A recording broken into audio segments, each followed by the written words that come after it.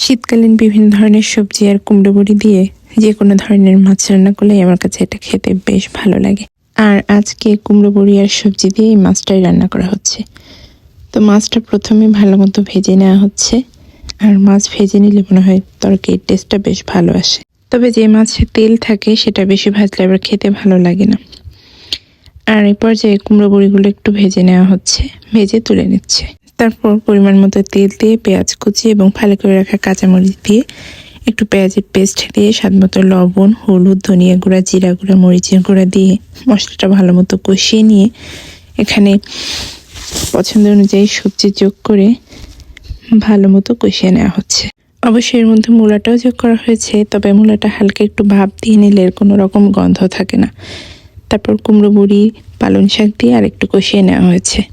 এরপর যে পরিমাণ মতো ঝোল যোগ করে ভেজে রাখা মাছগুলো উপর দিয়ে দিয়ে কিছু সময় রান্না করে নিলেই কিন্তু মাছের ঝোলটা একদম তৈরি। আর উপর দিয়ে যদি একটু ধনেপাতা কুচি দিয়ে দেওয়া যায় তাহলে খেতে কিন্তু আরো বেশি ভালো লাগে। শীতের সময় এটাই সবচেয়ে বড় সুবিধা যে বেশি বেশি সবজি খাওয়া যায়।